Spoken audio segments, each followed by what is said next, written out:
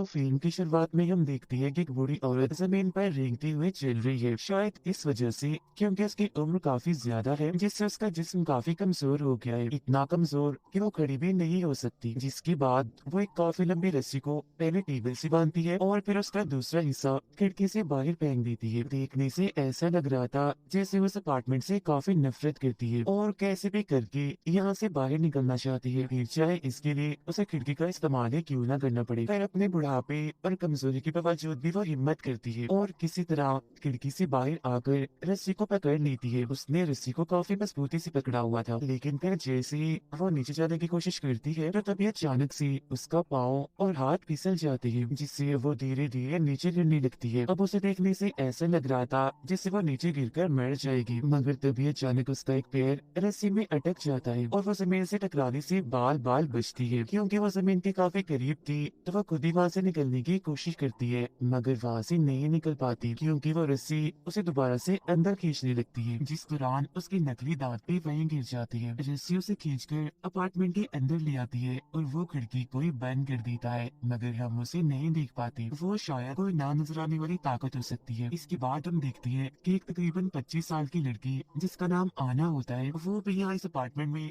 किराए पर रहने के लिए आती है। यहाँ बिल्डिंग का मैनेजर और पिछली किराएदार उसका अच्छे से वेलकम करती है। इस किराएदार औरत को देखकर हम समझ पाते हैं कि ये वही बूढ़ी औरत है जिसे हम पहले भी देख चुके हैं। आना फिर घर को देखने लगती है जो उसे काफी पसंद आता है, और फिर जब मैनेजर उसे अपार्टमेंट का बहुत ही कम किराया बताता है तो उसकी खुशी का तो कोई ठिकाना ही नहीं रहता। वो सोचती है कि चलो मौज हो गई, बहुत सस्ते में मिल रहा है और वो भी इतना अच्छा। फिर अपार्टमेंट में रहने के लिए आना को एग्रीमेंट के कागजात दिए जाते हैं साइन करने के लिए, लेकिन साइन करने के लिए वो बूढ़ी औरत से पूछती है कि आप इस अपार्टमेंट को क्यों छोड़ना चाहती है। फिर थोड़ी देर चुप रहने के बाद बूढ़ी औरत जवाब देती है, वो दरअसल मैं इसलिए जा रही हूँ यहाँ से क्योंकि मैं दुनिया घूमना चाहती हूँ। अब उसकी दुनिया घूमने वाली बात सुनकर आना को काफी अजीब लगता है। वो सोचती है वाह, इस उम्र की औरतें घर में आराम कर रही हैं, मर रही हैं और इसे घूमने की पड़ी हुई है। फिर आना उन्हें अपने बारे में बताने लगती है कि मैं इस शहर में नई आई हूँ, मैं मेरे दोस्त के साथ यहाँ पर आई थी, मगर हमारे बीच झगड़ा हो गया तो मैं उससे अलग होकर यहाँ आ गई। अब जैसे जैसे वो अपने बारे में बताती जा रही थी तो बूढ़ी औरत को काफी फिक्र हो रही थी कि ये पेपर्स पर साइन कर ही नहीं रही, टाइम से किए जा रही है। फिर वो आना से पूछ लेती है कि क्या तुमने अपार्टमेंट लेना भी है या नहीं, ये सिर्फ बातें करने आई हो। जिस पर आना कहती है हाँ हाँ क्यों नहीं, मुझे अपार्टमेंट चाहिए ही चाहिए। जिसके बाद जब वो उसे एग्रीमेंट के कागजात पकड़ाती है और वो साइन करने लगती है तो पेन ही नहीं चल रहा होता, लेकिन बूढ़ी औरत के पास पेन निकल आता है और वो फौरन आना को देती है। ऐसा लग रहा था कि इस बूढ़ी औरत को काफी जल्दी है इस अपार्टमेंट को किराए पर देने की। अब जैसे उनकी डील बनती है, मतलब कि आना ये अपार्टमेंट किराए पर ले लेती है, तो बूढ़ी औरत जल्दी से अपना सारा सामान पैक करके यहाँ से चली जाती है। फिर मैनेजर आना को अपार्टमेंट की चाबियां देते हुए कहता है कि घबराना नहीं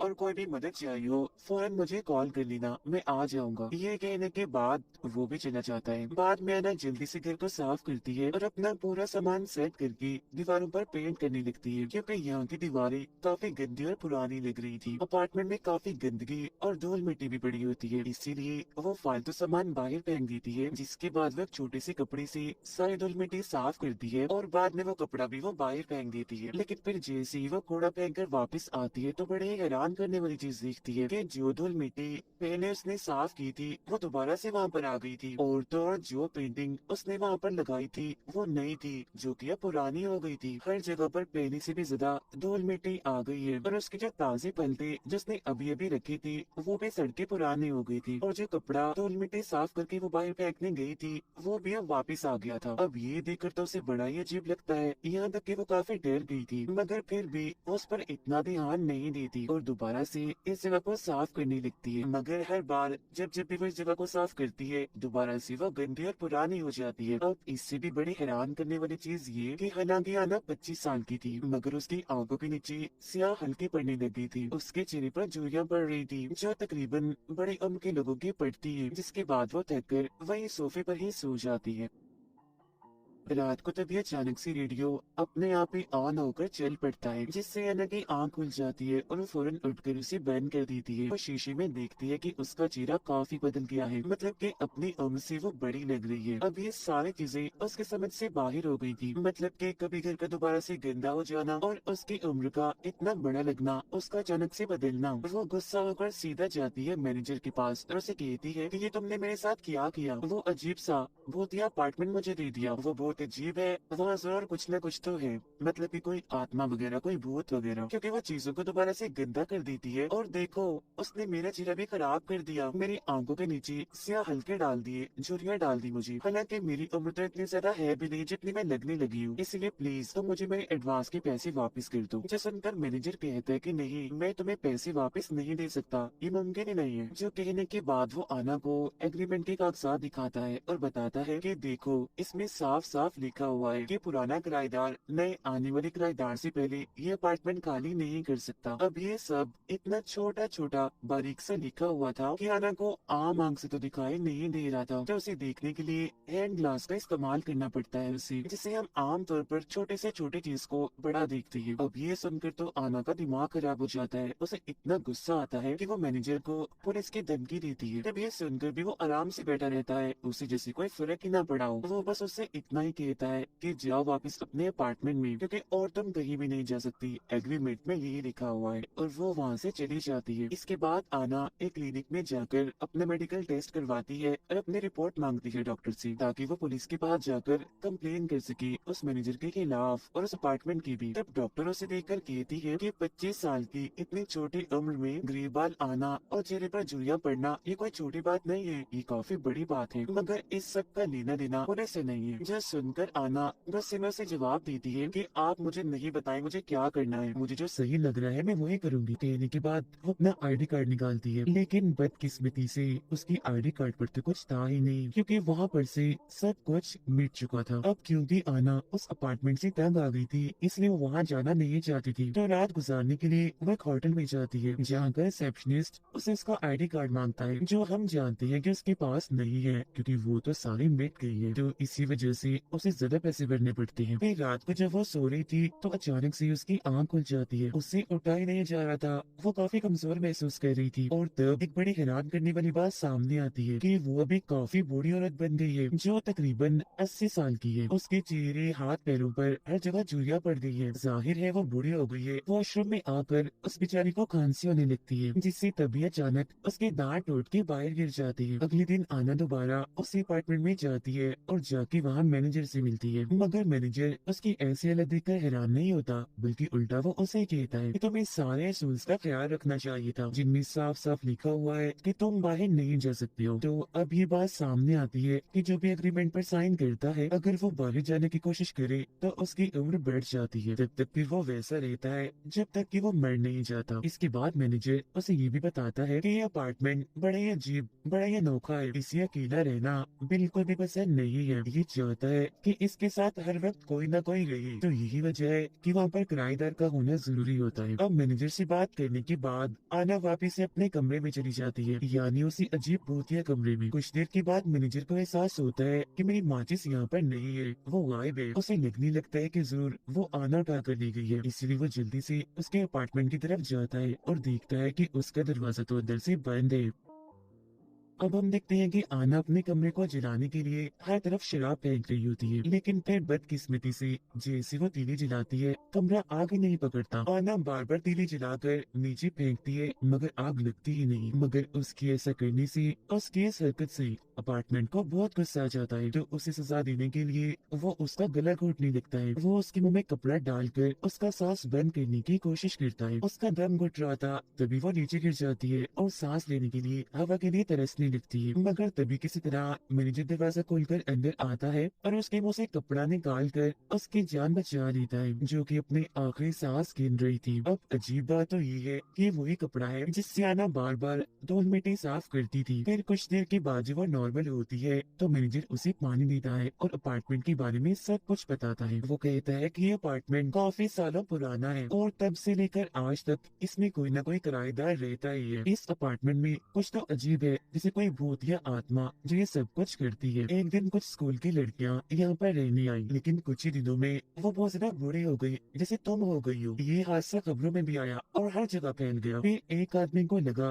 कि यहाँ पर कोई भूत, कोई आत्मा है, इसीलिए उसने यहाँ पर जादू करने की कोशिश की, मगर वो अपने प्लान में कामयाब नहीं हुआ। उल्टा बड़ी अजीब तरीके से उसकी मौत हो गई, जिसका मतलब ये है कि इस अपार्टमेंट में जो कोई भी चीज है वो बहुत ही खतरनाक है और यहाँ पर कोई भी किसी भी किस्म की छेड़छाड़ वो पसंद नहीं करती। यही वजह है कि गवर्नमेंट ने भी इस अपार्टमेंट के बारे में सोचना बैन कर दिया है और इसे बस खुफिया ही रखा हुआ है। पुलिस भी यहाँ पर आने से डरती है, इसके खिलाफ कोई भी एक्शन वो नहीं लेती। फिर जब मैनेजर वहाँ से जा रहा होता है तो वो उसे मशवरा देता है कि अगर तुम्हें अपनी जान इस अपार्टमेंट से छुड़वानी है तो कोई नया किराएदार ढूंढ कर लाओ, क्योंकि तुम्हारे पास ये एक चारा है जिससे तुम यहाँ से निकल सकती हो, वरना इसके अलावा यहाँ से तुम नहीं निकल सकती। आगे हम देखते हैं कि आना तैयार होकर अपने दोस्त के पास जाती है उसे मदद मांगने के लिए, लेकिन जाहिर है वो बूढ़ी हो गई थी, इसलिए वो उसे पहचान ही नहीं पाता। वो उसे अपनी पहचान बताने की भी कोशिश करती है कि मैं हूँ, मुझे पहचानो आना, मगर उसे ऐसा लगता है कि बूढ़ी औरत शायद ये कहना चाहती है कि मैं आना की दादी या फिर नानी हूँ। और फिर तभी इधर उसके दोस्त की वाइफ आ जाती है, क्योंकि उसने शादी कर ली थी, वो उसे लेने आई थी। यहाँ उसके सामने ये बात आती है कि ये दोनों भी अपने रहने के लिए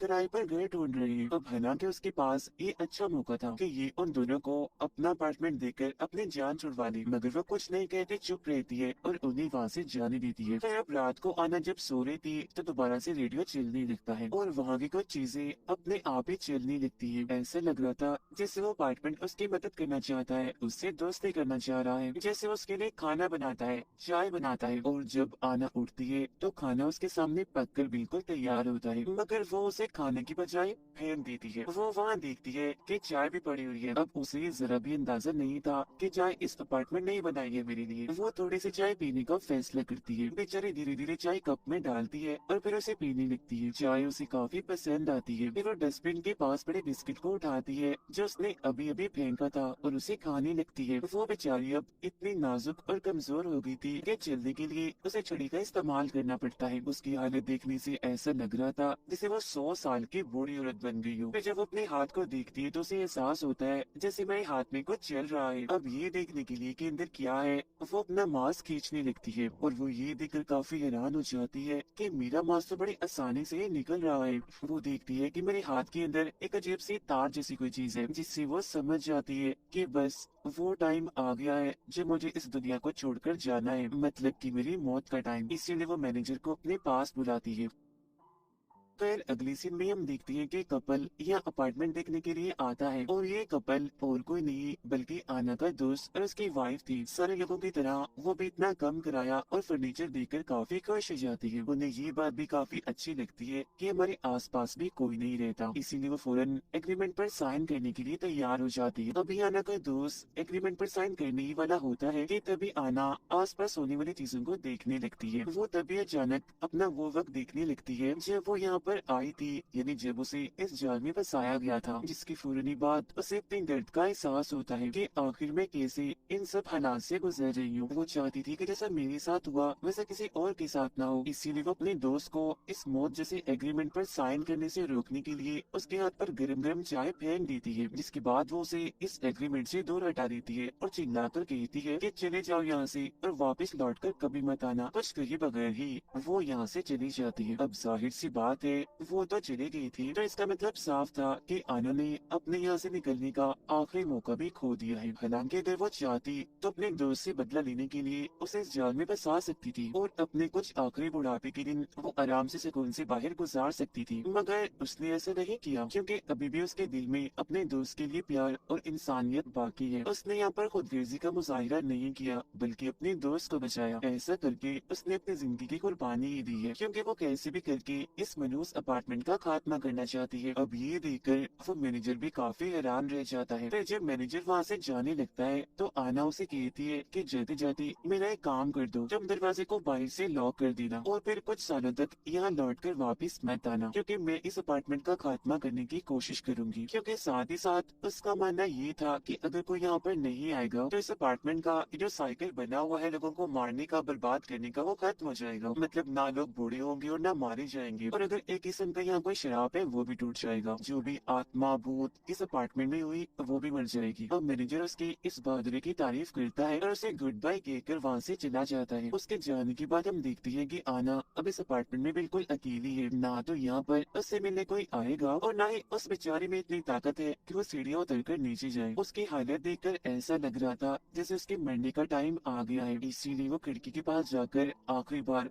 ठंडी हवा को महसूस करने लगती है, जो उसे बहुत ही आराम पहुंचाती है, जिससे वो पिछले काफी टाइम से तरस रही थी। पिछले कुछ टाइम से वो जिस डर जिस फिक्र से गुजर रही थी आज वो खत्म होने वाली थी, क्योंकि वो अपनी इस किस्मत को कबूल कर चुकी थी। इसके बाद वो सोफे पर बैठकर आराम से इस अपार्टमेंट को कहती है कि बस कर दो, ये सब कुछ करना बंद कर दो, इसे छोड़ दो। जिसके बाद उसकी आंखें बंद हो जाती हैं और वो सोफे से अपना सर लगा लेती है। ऐसा लग रहा था कि जैसे ये सोफा उसकी आखिरी आरामगाह हो, मतलब कि यहाँ उसका अंत, उसका खात्मा हो जाएगा। इस सोफा अब आहिस्ता आहिस्ता करके उसका सर निकल जाता है और वो अब उसका हिस्सा बन गई थी। फिर धीरे धीरे करके उसका पूरा जिस्म भी सोफे में घुलने लगता है, पूरी तरह वो उसमें समा जाती है। वहाँ पर बचते हैं तो सिर्फ उसके कपड़े। जिसके बाद आना का दिल एक धागा बनकर बाहर आता है और अपने आप ही सोफे के कुशन से जुड़ जाता है। आना का सर सोफे पे रखी एक सफेद कपड़े में समा गया था। अब यहाँ पर हमें पता चला कि ये अपार्टमेंट खुद को नया करने के लिए किस तरह अपने शिकार का इस्तेमाल करता है। इसी के साथ ये कहानी इधर ही खत्म हो जाती है। कर दीजिएगा अपने दोस्तों फैमिली के साथ में इसको शेयर कर दीजिएगा और ऐसे ही एक्सप्लेनेशन सुनने के लिए हमारे चैनल को सब्सक्राइब कर लीजिएगा। Thank you.